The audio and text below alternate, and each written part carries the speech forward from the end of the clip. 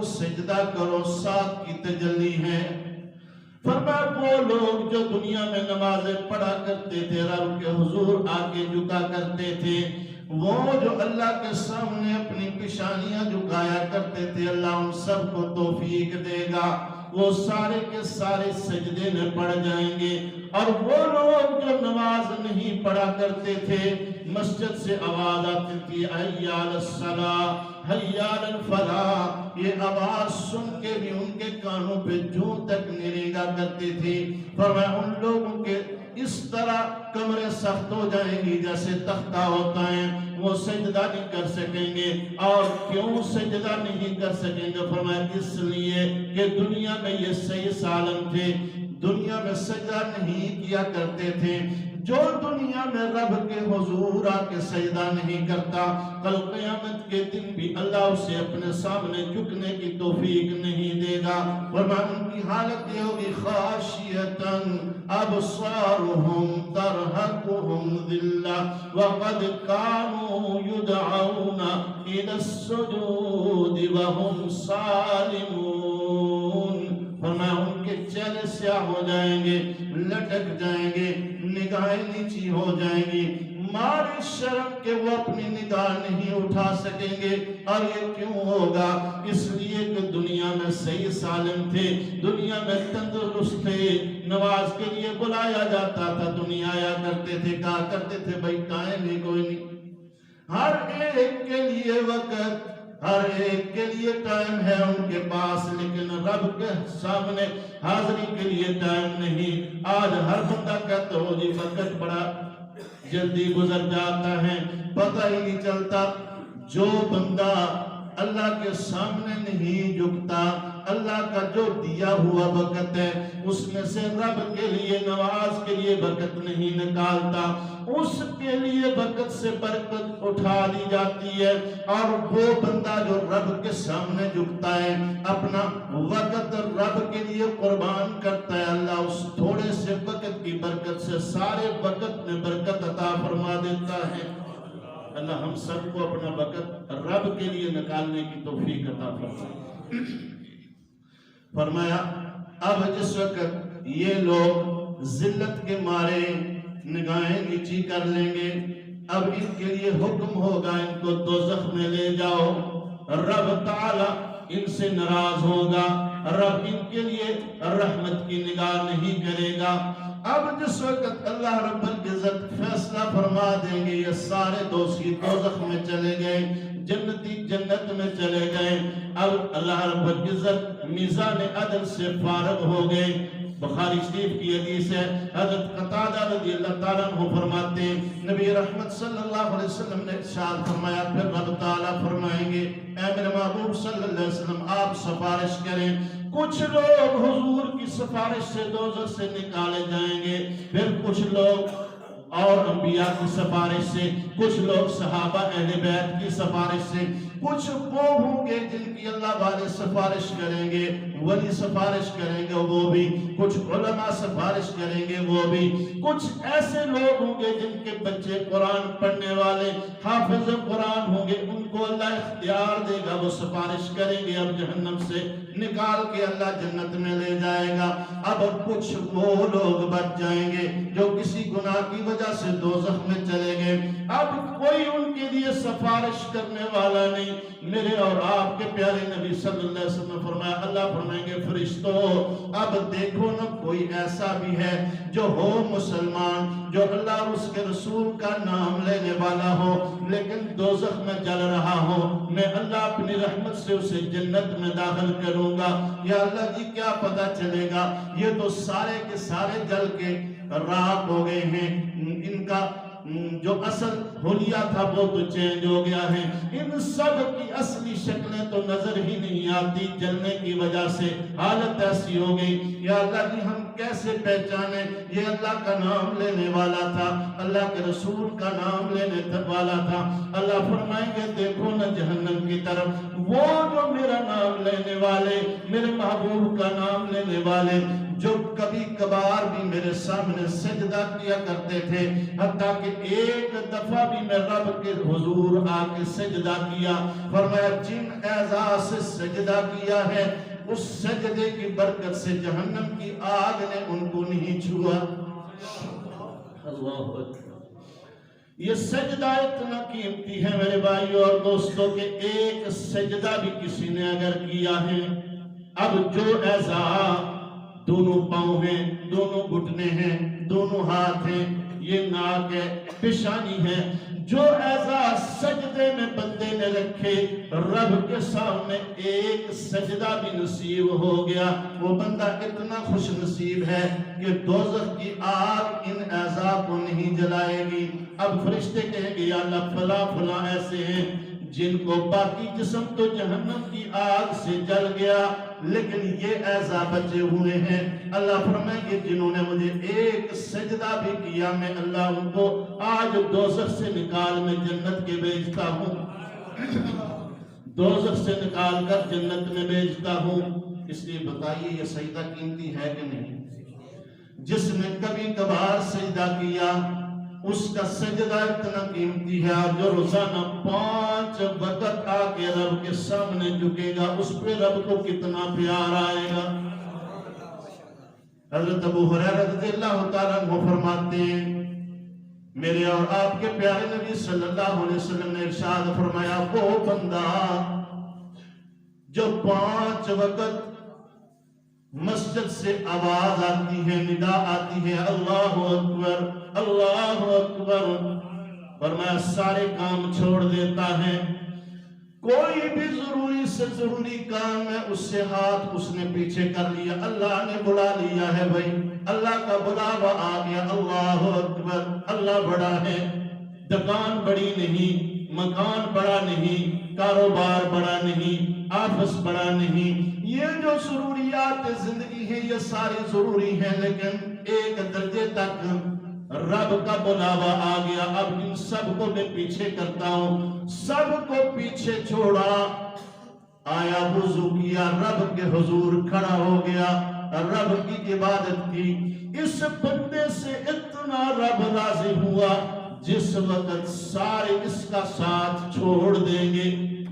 اب اس نے دنیا میں سب کچھ چھوڑا نہیں، کاروبار چھوڑا، اپنے رشتے ناتے چھوڑے، اپنا سب کچھ عارضی چھوڑا، رب کا حکم آ گیا، اب سب کو خیر بات کہہ کے پہلے رب کو ٹائم دیتا ہوں، رب کا وقت نکالتا ہوں، رب کے سامنے جھکتا ہوں، بعد میں آؤں گا تم سے ملاقات کروں گا، بعد میں کام کروں گا، فرمایا سب کچھ اس نے میرے لیے چھوڑا، آخری وقت ہے، اب سارے اس کا ساتھ ایک ایک کر کے چھوڑ رہے ہیں، گھر سے بھی گھر والوں نے نکال دیا، میت جلدی کرو نہلاؤ کفناؤ لے جاؤ بھائی، رشتہ دار آئے تھے کندھوں پہ اٹھایا، جنازہ پڑا، قبر کے حوالے کر دیا، اب قبر کے حوالے کر کے بخاری شریف کی حدیث ہے میرے اور آپ کے پیارے نبی صلی اللہ علیہ وسلم نے ارشاد فرمایا ابھی دفن کر کے سارے ساتھ چھوڑ کے جانے لگے ہیں، ان کے جانے کی قدموں کی آہٹ بھی آ رہی ہے، اتنے میں 2 فرشتے آ جاتے ہیں،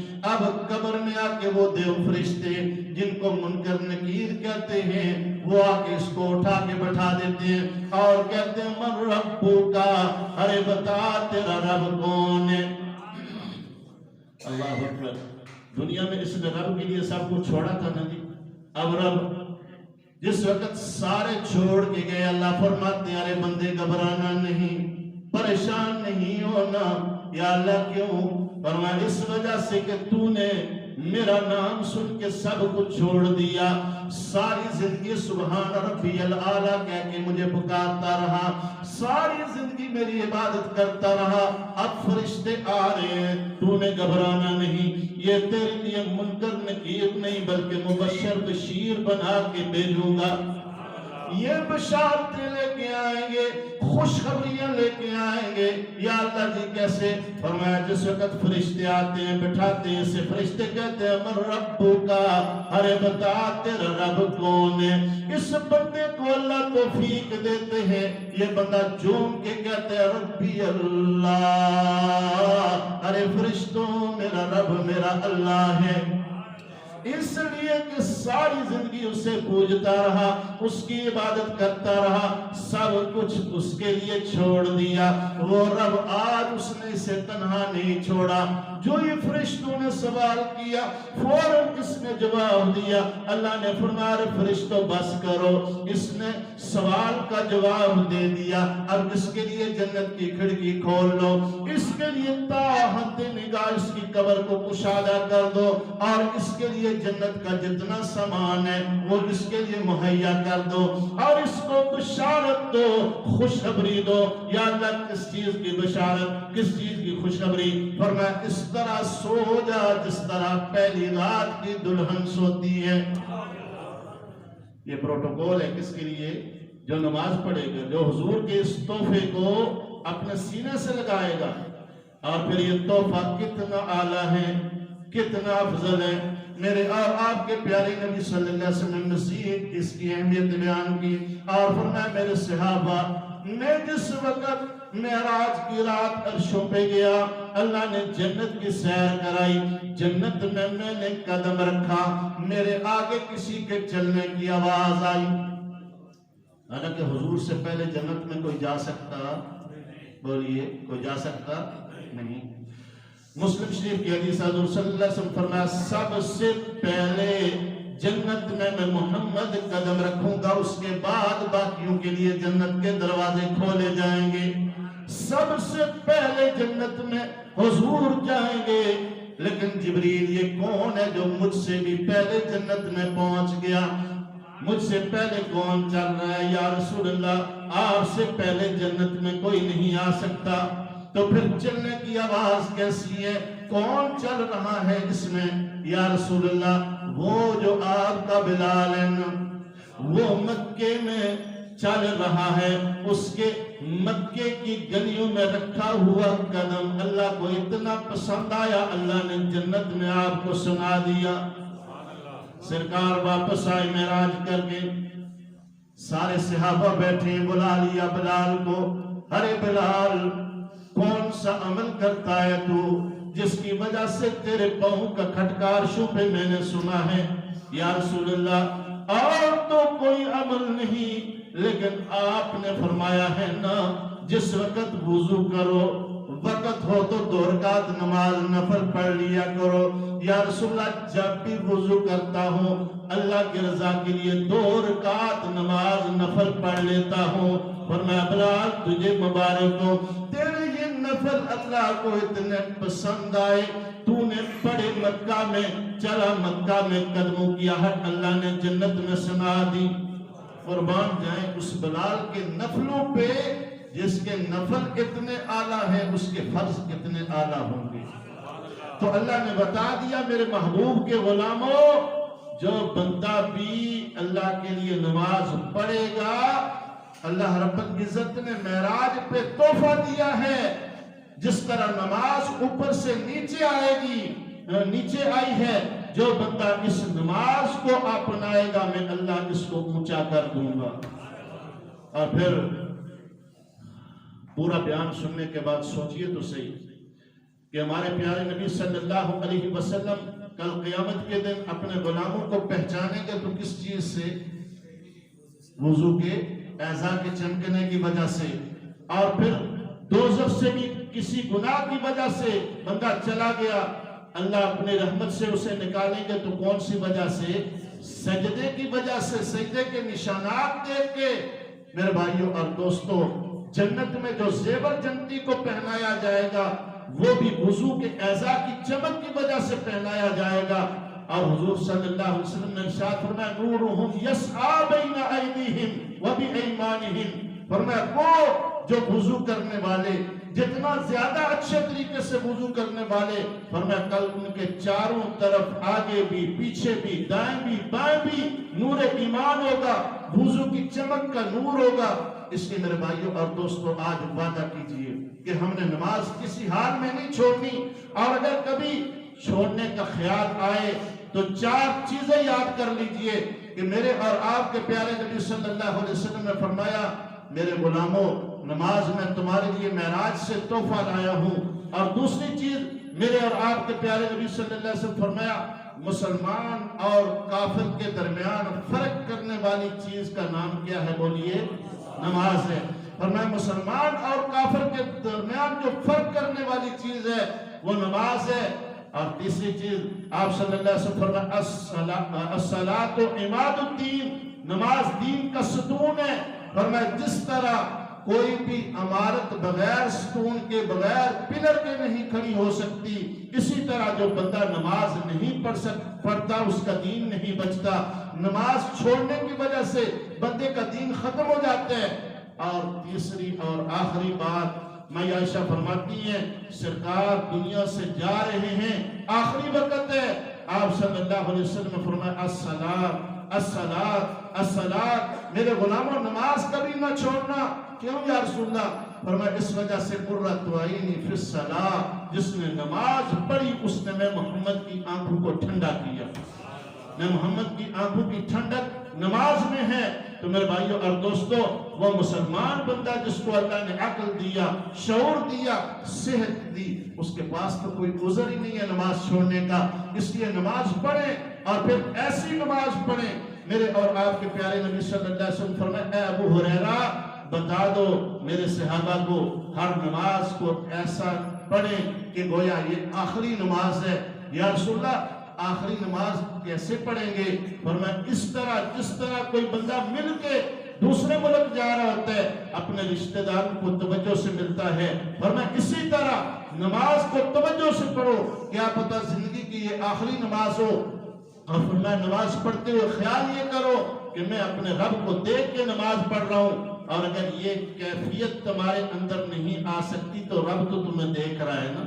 فرمایا جس وقت رب کے سامنے کھڑے ہو یہ دھیان باندھو کہ میرا ایک ایک لفظ، میرا ایک ایک نماز میں جو کچھ میں کر رہا ہوں، جو رکن ادا کر رہا ہوں، اس پہ میرے رب کی خصوصی نگاہ ہے۔ اللہ سے دعا ہے کہ اللہ رب العزت ہم سب کو 5 وقت بعد نماز ادا کرنے کی توفیق عطا فرمائے۔